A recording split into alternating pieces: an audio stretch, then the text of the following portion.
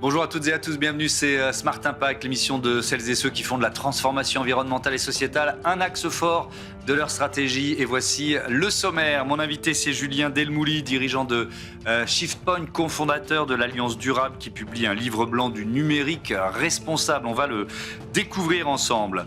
Dans notre débat, on se demandera comment financer les projets à impact, comment les évaluer, les associer à d'autres critères de pérennité et de rentabilité. Et puis dans notre rubrique Startup, vous découvrirez ClimeRock qui propose d'éliminer le CO2 de l'atmosphère tout en régénérant les sols. 3 thèmes, 30 minutes pour les développer, c'est Smart Impact.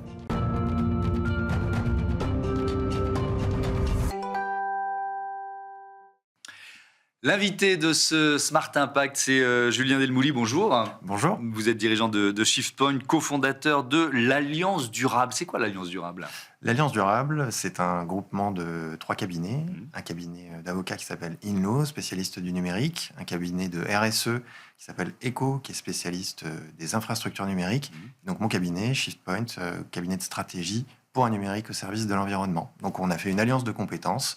C'est un groupement de 3 entreprises, l'Alliance Durable. Très bien. Avec, effectivement, on va beaucoup parler de numérique responsable dans cette émission. Il faut commencer par le constat que nous donne l'ADEME sur l'empreinte environnementale du numérique en France. C'est 4,4% des émissions de gaz à effet de serre et 11% des consommations d'énergie primaire. Et vous publiez donc un livre blanc du numérique responsable. Alors déjà, avant de détailler le contenu, de quoi on parle ? C'est quoi pour vous un numérique responsable ? Alors nous, on parle en fait de numérique durable. Oui. Le numérique responsable, c'est la manière dont les collectivités peuvent améliorer leur système d'information pour les rendre moins consommateurs. Oui. Effectivement, c'est un gros enjeu. Vous avez signalé les chiffres et je vais même en rajouter un. C'est que avec la tendance actuelle, ces chiffres ils vont être multipliés par 3 d'ici 2050. Donc il est urgent d'agir. Comme dans beaucoup de secteurs, les collectivités ont fait une prise de conscience ces dernières années, entre 2020 et 2025. Le Covid n'y est pas pour rien. Et maintenant, il est temps de passer de la prise de conscience à l'action. Et donc on s'est regroupé avec des institutionnels, donc avec l'AVICA, qui est une des plus grosses associations de collectivités agissantes pour le numérique, avec la Banque des Territoires, filiale de la Caisse des dépôts, et avec l'Agence numérique, l'Agence nationale de la cohésion des territoires, sur le constat qu'il fallait fournir des outils pour aider ces collectivités qui ne savent pas toujours dans quel sens aller, et avec le rôle très particulier qui est le leur, puisque les collectivités fonctionnent pour leurs besoins propres, quelque part, comme des entreprises, mais elles ont aussi des compétences et des missions qui leur sont bien particulières. Tout ce qui relève évidemment de la gestion de la ville, mais aussi de la compétence d'aménagement numérique, puisque, par exemple, les grands projets de fibre optique reposent quand même en grande partie sur les collectivités. Sans elles, on n'aurait pas la fibre partout en France. Donc elles étaient très occupées avec ça jusqu'ici. Aujourd'hui, on est sur la fin des déploiements et sur le début d'une phase d'exploitation. C'est le bon moment pour se saisir de nouveaux outils qu'on tente de proposer. Alors justement, donc dans ce livre blanc, il y a un certain nombre d'outils qui existent déjà, on est bien d'accord. Est-ce que, d'une manière générale, ces collectivités, elles doivent repenser leurs pratiques en matière de numérique ? Alors, oui et non. Elles doivent en tout cas peut-être mieux intégrer dans leur gouvernance les sujets de RSE. En fait, quand on a fait un premier bilan de maturité dans ce livre blanc qui indique que pour 2 tiers des collectivités, c'est bien un sujet important. Mais sur ces 2 tiers de collectivités, en fait, il n'y en a que 20% qui disent avoir vraiment intégré dans leur gouvernance les moyens de rendre ça important. Donc il y a la prise de conscience, c'est bien, mais l'action, il y a du progrès à faire, si je comprends bien. Voilà, et c'est vrai que le cadre il est un peu compliqué, ça repose sur plusieurs lois, avec un cadre qui est en constante évolution. Donc on a voulu fournir un décryptage, en plus des outils. Donc oui, il faut repenser en fait plutôt son organisation, et avant ça, la manière de s'informer sur le sujet, parce qu'en fait, les freins qui ont été mis en avant dans cette étude, c'est d'abord un problème de sensibilisation et d'acculturation, ensuite un problème de gouvernance et d'outils de pilotage, et puis évidemment un problème de moyens qui est en ce moment encore plus majeur qu'à d'autres moments pour les collectivités. Et évidemment, avec un enjeu de formation des élus, des agents publics. Exactement, un enjeu de sensibilisation des élus. On peut avoir toute la bonne volonté au niveau des services. Si on n'a pas un élu qui porte politiquement en interne, mais aussi en externe, il va rien se passer. Et les collectivités, en fait, elles ont un rôle qui est majeur parce qu'elles ne jouent pas que pour elles.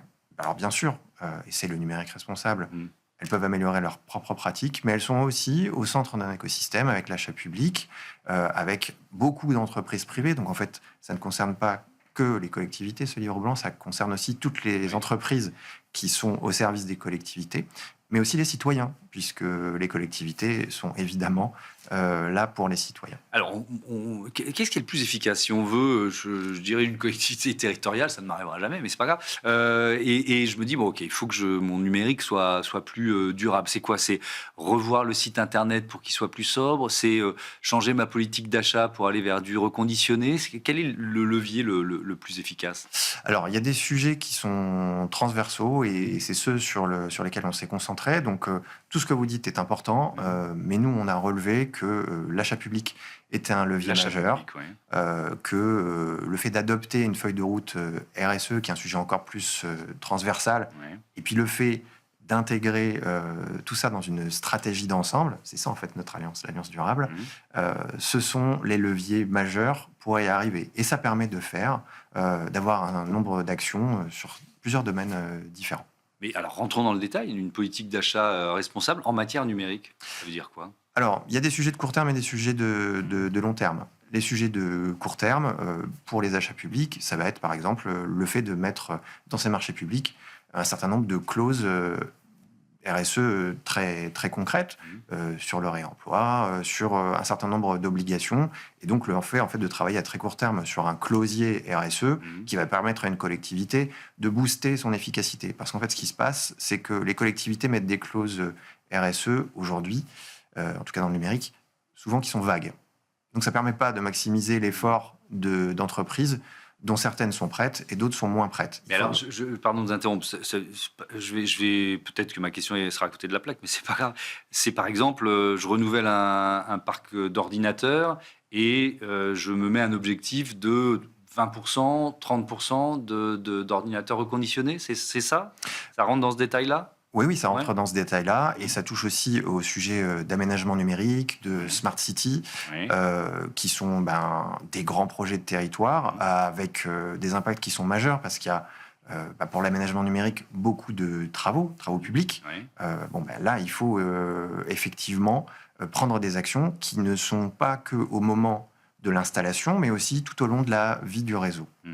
Ça peut être aussi un plan de décarbonation d'ensemble pour la collectivité, pour ses besoins propres, mais aussi pour ces fameux projets d'aménagement. Est-ce que le retour sur investissement, ils doivent vous poser la question, vos contacts au sein des collectivités, il est rapide, intéressant? Ça dépend des sujets. Il y a un sujet majeur, et tout le monde le connaît, c'est celui du bâtimentaire. Ça marche pour les entreprises, ça marche aussi pour les collectivités. Il y a d'autres sujets qui sont plus liés aux compétences des collectivités. L'éclairage public, ça permet de faire un retour sur investissement très rapidement. L'eau est un sujet majeur. Ces cas-là, ils sont rapides. Et d'ailleurs, sur le sujet du retour sur investissement, on a des chiffres assez intéressants. Plus de 80% des collectivités considèrent que le fait de mesurer le retour sur investissement pour prioriser ces projets est important. Seulement 10% des collectivités le font parce que c'est trop difficile. Donc il y a besoin de simplification, il y a besoin de... C'est-à-dire, c'est trop difficile de savoir quel est le projet qui va avoir le retour sur investissement le plus rapide, c'est ça? Oui, c'est très difficile. On n'a pas les outils pour le faire. En tout cas, oui. Effectivement, il faut s'améliorer sur les référentiels de ces outils. Là, il y a toute une marge de progression et tout un champ qui s'ouvre sur cette partie qui est un peu théorique, mais nécessaire, de l'évaluation des projets avant de les faire, et puis ensuite, après, pour pouvoir comparer par rapport à ce qu'on avait imaginé. Bien sûr. Et ce qui est d'autant plus important quand on est responsable politique, c'est qu'on a des comptes à rendre, et heureusement aux citoyens lors des élections suivantes. Mais c'est très important ce que vous dites, parce que ça va activer la volonté d'agir. C'est-à-dire quand on sait que cet investissement, il va être efficace et qu'il va éventuellement rapporter à la collectivité à X années garanties, d'un seul coup, on se dit j'y vais, quoi. C'est très important. Après, pour l'instant, on est un peu à l'aveugle, dans le brouillard, si je comprends bien. Oui, après, il y a des sujets qui ne nécessitent pas forcément. Quand on a un bâtiment qui n'est pas au top, il n'y a pas besoin de faire des calculs pour savoir qu'il faut remplacer les fenêtres. Quand on rentre un petit peu plus dans le détail, là, il y a besoin de savoir si on va prioriser en premier tel ou tel projet parce que les contraintes budgétaires sont ce qu'elles sont. On n'a pas du tout parlé de fracture numérique. C'est aussi un enjeu important, ces collectivités.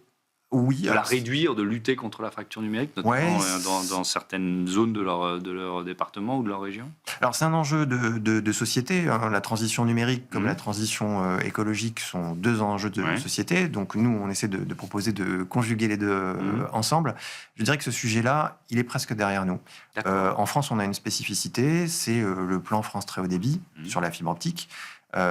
Et donc les fameux sujets d'aménagement avec une entente qui permet d'avoir bientôt, en 2030 en principe, 100% des locaux raccordés en fibre optique. Donc c'est prévu au niveau du plan, ça a même fait école au niveau européen. Le modèle français est devenu le modèle européen au niveau réglementaire. Là, on peut faire un cocorico parce que c'est une très belle action de la France et je dirais malgré la régulation d'il y a 10 ans. Merci beaucoup, Julien Delmouli. Et votre livre blanc est donc à découvrir, j'imagine, sur le site de l'Alliance Durable. Alors, sur le site de l'AVICA ou sur les réseaux sociaux de nos trois entreprises respectives. Et notamment de ShiftPoint. Merci beaucoup. On passe à notre débat, comment financer les projets à impact.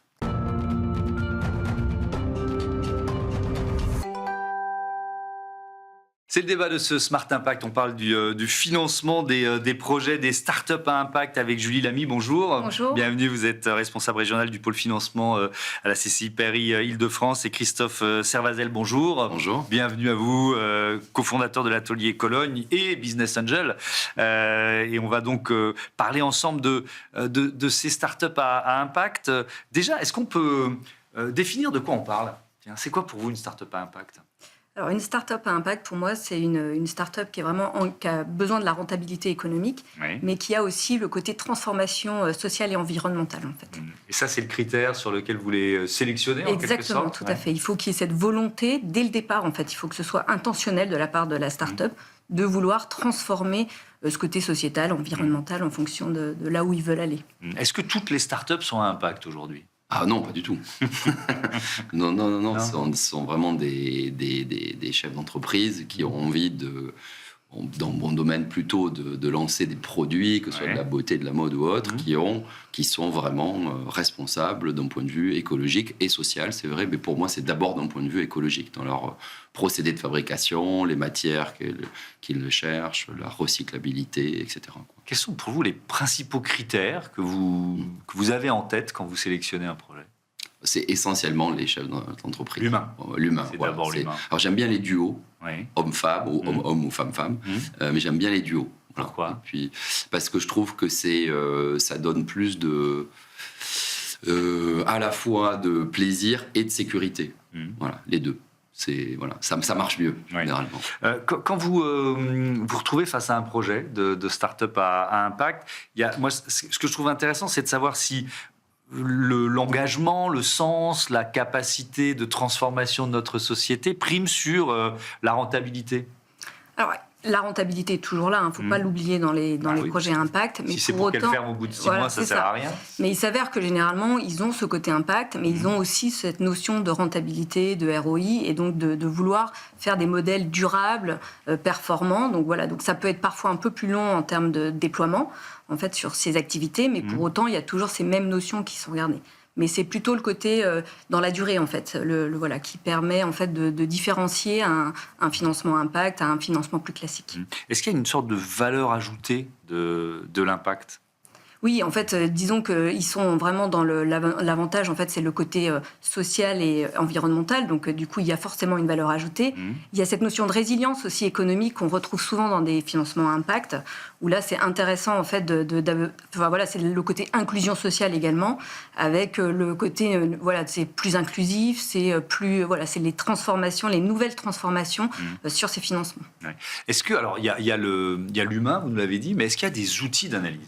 Des grilles de lecture qui permettent de se dire, tiens, tel projet, tel binôme arrive avec son idée, mais finalement, j'applique une sorte de grille de lecture en me disant, OK, là, il y a de l'impact, là, il y a de l'efficacité, là, il y a de la rentabilité potentielle, il y a un marché, etc. etc. Alors oui, bien sûr, j'analyse aussi la marque, les produits, le procédé de fabrication, le rapport entre le coût de revient et le prix de vente, la stratégie de distribution. Oui, il y a tout un aspect d'analyse du business qui se fait, et je décide bien évidemment aussi sur cette base-là. Ouais.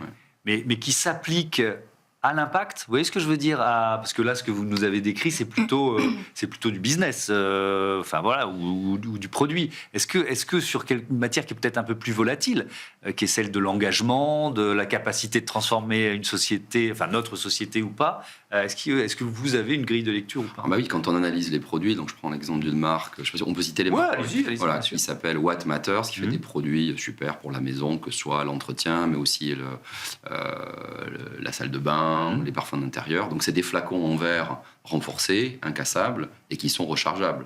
Donc j'ai décidé d'investir dans cette entreprise parce que je trouve que c'est un super moyen d'équiper sa maison avec des flacons qui restent très longtemps, qui se cassent pas, donc on peut les garder tout le temps. Et après on achète des recharges, donc c'est beaucoup mieux que d'aller à chaque fois racheter un flacon en plastique, etc., etc. Donc ça c'est une grille d'analyse. Le type de produit, le procédé de fabrication, les matériaux utilisés, c'est vraiment le premier axe d'analyse qu'on va avoir sur une marque impact. Et est-ce que, Julie Lamy, vous avez à l'inverse des outils pour détecter le greenwashing ou le social washing? Alors effectivement, on essaye vraiment de détecter, et c'est là où on pousse en fait, c'est l'accompagnement qu'on propose en fait à l'entreprise, c'est vraiment de faire ce diagnostic et de détecter si effectivement on est sur ces notions ou pas. Donc du coup voilà, donc ça c'est une analyse qui se fait plutôt quand on rencontre le porteur de projet, le dirigeant, et c'est à ce moment-là qu'on voit si effectivement c'est juste pour dire j'ai envie de faire de l'impact parce qu'aujourd'hui effectivement il y a des financements qui sont adaptés, appropriés, ou si vraiment c'est un vrai projet. Et là, on revient sur ce qu'on disait tout à l'heure, c'est l'humain qui est au cœur en fait du projet, et on sent assez vite cette notion en fait si effectivement il est impliqué et s'il a envie d'aller dans cette démarche. Est-ce qu'il y a, vous vous occupez, vous êtes sur la région Île-de-France, est-ce qu'il y a une dynamique locale, c'est-à-dire un écosystème qui permet de pousser, je sais qu'il existe, mais comment il fonctionne, ces startups à impact? Alors effectivement, aujourd'hui, il y a un vrai écosystème qui existe, un écosystème qui est devenu mature. Donc il y a des incubateurs spécialisés dans l'accompagnement des projets à impact. Il y a des dispositifs de financement qui sont adaptés aussi pour ces projets. La région Île-de-France, typiquement, a aujourd'hui intégré cette notion d'impact dans ce qu'ils appellent d'ailleurs l'impact 2028, leur stratégie de développement. Et là, il y a des dispositifs où il y a des possibilités de bonification sur ces aides. Il y a des fonds d'investissement qui ont été dédiés. Donc il y a un fonds d'investissement qui s'appelle Invest, qui est vraiment dédié à ces startups, avec des tickets, c'est de l'amorçage et du développement. Voilà, donc tout cet écosystème en fait a créé des dispositifs adaptés aux entreprises qui souhaitent développer ces financements. Votre rôle dans l'accompagnement des entreprises dans lesquelles vous avez décidé d'investir, c'est de les aider à s'y retrouver dans ce maquis des aides, des soutiens, des régions, des départements. Alors la première aide, elle est financière, c'est-à-dire que moi, ils viennent me voir pour que j'investisse concrètement entre 10 et 100 000 euros, grosso modo. Et on est plusieurs business angels, et il y a de la même manière des clubs de business angels impact. Donc j'en cite un, il y en a plusieurs qui s'appelle Impact Business Angel, IBA. Voilà. Le deuxième rôle, c'est de les aider d'un point de vue global en fonction de nos compétences. Donc on est souvent dans un projet plusieurs business angels qui ont plusieurs expériences à leur apporter, et donc on les aide dans le financement, mais ou dans la stratégie de distribution, dans la protection de la marque, dans tous les domaines dans lesquels ils vont devoir œuvrer. C'est du mentorat en quelque sorte.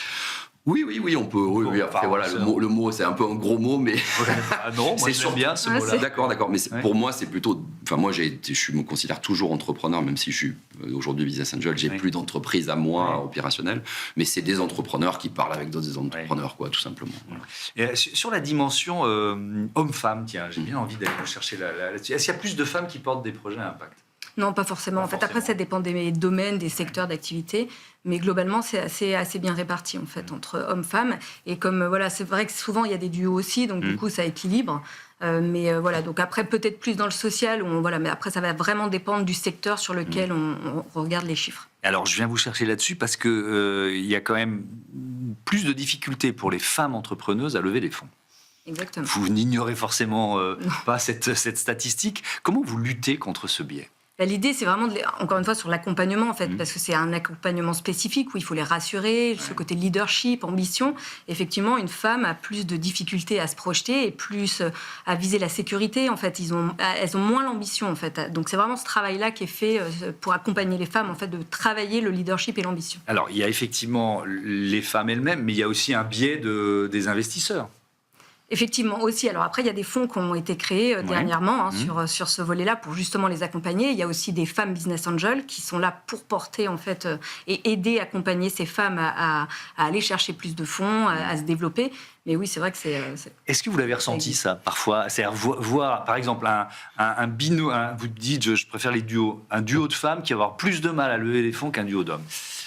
Alors, moi, j'ai du mal à vous répondre là-dessus, parce que je ne vous l'ai pas dit forcément en présentation, mais j'ai 90% de femmes dans mes chefs d'entreprise, moi. Que ce qu'elles soient en duo ou à deux ou toutes seules. Mais ça a été aussi un choix, parce que je trouve qu'elles sont souvent plus bosseuses. Et voilà, c'est mon opinion. Et donc, est-ce qu'elles ont plus de mal ? J'imagine. Mais moi, j'essaye, je crois que d'ailleurs, quand je dis 90%, c'est peut-être même 95%. J'ai en tête qu'un projet, c'est Symbiose, des boissons, où c'est deux garçons. Mais sinon, j'ai toujours des femmes. Et vous n'avez pas ressenti, quand vous les accompagnez, pour essayer de lever des fonds, convaincre d'autres investisseurs. Bien sûr, mais ça me fait penser à autre chose, c'est que j'ai aussi aidé là, un club de femmes business angel qui est basé à Barcelone francophone qui s'appelle Airvest. Elles sont 20, l'idée c'est d'être 100, après 200, parce que on se rend compte qu'il y a aussi une difficulté pour les femmes à être business angel. Donc c'est... Voilà. Et je pense qu'en fait, on pourrait prendre le sujet par là si on crée de plus en plus de clubs dans lesquels il y a des femmes business angels, ça va faciliter le financement des entrepreneuses. Vous voyez ce que je veux dire ? À la on a porté un projet, un accompagnement spécifique aux femmes. On a développé qui est Boost Féminin et du coup qui est vraiment fait pour justement accompagner les femmes et les faire, les mettre ensemble et les faire travailler ensemble vu que c'est pas tout à fait les mêmes accompagnements.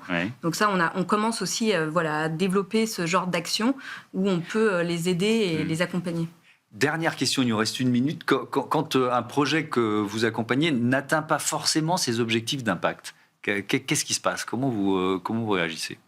Pour l'instant, ça ne s'est pas passé pour moi, parce que ça a vraiment été le point de départ, la raison pour laquelle j'ai investi. Et j'ai pas eu de personne j'ai pas eu de greenwashing, de choses comme ça. C'est vraiment très important pour ces entrepreneurs-là, aujourd'hui, de ne pas dévier de ça. C'est-à-dire que c'est la première raison pour laquelle ils entreprennent. On peut avoir l'autre problème qui est qu'ils font de l'impact, mais ils n'arrivent pas à la rentabilité. Voilà, celui-là, on peut l'avoir souvent. C'est plutôt ce cas de figure. Mais le cas de figure où ils dévient de leur objet de départ, qui est de l'impact, moi, je ne l'ai pas eu en tout cas. Ok, merci beaucoup. Merci à tous les deux. C'était passionnant. Je vous dis à bientôt sur Bismart for Change. On passe tout de suite à notre rubrique consacrée aux startups.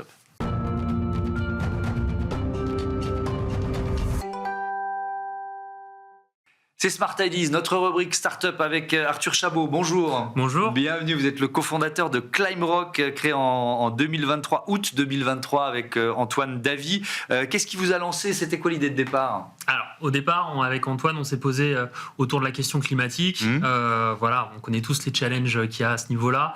Et très vite, on est arrivé sur ce domaine du carbone removal, donc l'élimination du dioxyde de carbone atmosphérique. Donc, en fait, c'est véritablement des solutions pour refroidir l'atmosphère et éliminer le CO2 qui a déjà été émis, qui est déjà en trop. Et donc, avec Antoine, on a balayé un certain nombre de solutions et on est rapidement arrivé sur l'altération accélérée des roches. L'altération accélérée des roches, de quoi il s'agit ? Alors, l'idée, c'est d'accélérer un processus naturel qui existe depuis extrêmement longtemps et qui se produit sur des échelles de temps géologiques. Certaines roches, en général d'origine volcanique, ont la capacité, au fil du temps, de capter du CO2 et donc véritablement d'aller retirer le CO2 de l'atmosphère. Sauf que ça prend énormément de temps. L'idée de l'altération accélérée, c'est d'accélérer justement ce processus en utilisant des roches broyées, donc typiquement de la poudre de roche. Et cette poudre de roche, on va la trouver dans certaines carrières, des carrières d'agrégats, qui aujourd'hui donc ont vocation à extraire des roches pour faire des routes dans le domaine du BTP, et produisent des déchets, qui sont cette poudre. Donc c'est les déchets de ces carrières que vous récupérez. Tout à fait. Et alors on les récupère parce qu'aujourd'hui ils ne sont pas ou peu valorisés. C'est des coproduits qui ne sont pas valorisés. Et voilà. Et après, du coup, ce qu'on fait, c'est qu'on part avec ces déchets à proximité des carrières, directement chez les agriculteurs. On va pouvoir aller les épandre parce que ces déchets qui sont naturels, c'est de la roche, en général du basalte, ils ont la capacité, comme je le disais, de s'altérer et donc de capter du CO2, mais aussi de venir fertiliser les sols. La roche, le basalte notamment, contient des nutriments qui sont très intéressants pour les sols. Et aujourd'hui, à l'échelle mondiale, il y a un tiers des sols qui sont dégradés. Et donc, c'est vraiment jouer sur ces deux aspects avec le projet Climerock. D'un côté, capter du CO2 de façon définitive, et de l'autre, venir régénérer les sols, les reminéraliser, en jouant sur cette réaction d'altération. Mais alors, quand vous parlez d'une altération améliorée ou accélérée, c'est vous qui la provoquez ? Alors, c'est une très bonne question. Effectivement, l'altération, nous, ce qu'on fait, c'est qu'on l'accélère. C'est une réaction naturelle, donc de dissolution. Il faut voir ça un petit peu comme un morceau de sucre dans un café qui va se dissoudre au fil du temps. Là, concrètement, cette poudre de roche, une fois qu'elle va être sur le sol agricole, elle va être en contact avec les éléments, notamment l'eau, qui contient un petit peu de CO2, et surtout, le sol, avec tous les microbes qu'il contient, respire. Et du coup, c'est le CO2 du sol qui va interagir avec l'eau et la roche pour dissoudre la roche et transformer le CO2 dans une forme qui n'est plus un gaz à effet de serre. Donc on fait véritablement disparaître le CO2 du sol et on vient le transformer dans une forme qui n'est plus un gaz à effet de serre. C'est quoi la logique économique, le modèle économique de Climerock ?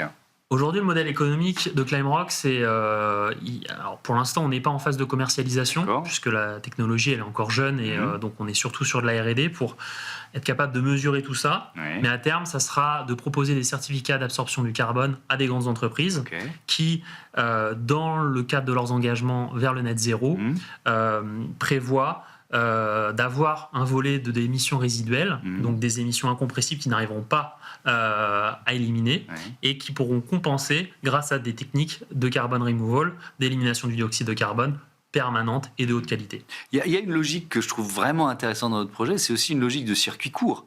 C'est-à-dire que vous allez pouvoir proposer aux agriculteurs d'une région les déchets des carrières assez proches, c'est ça ? Absolument. Et effectivement, il y a un volet territorial qui est extrêmement important dans notre travail.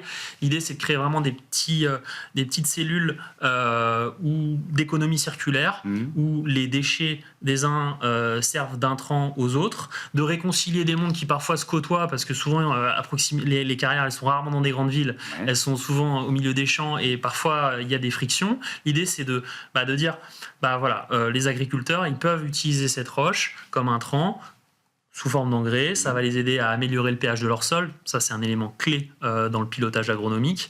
Et en même temps, d'améliorer leur rendement parce que la roche, en libérant ses nutriments, va venir fertiliser les plantes.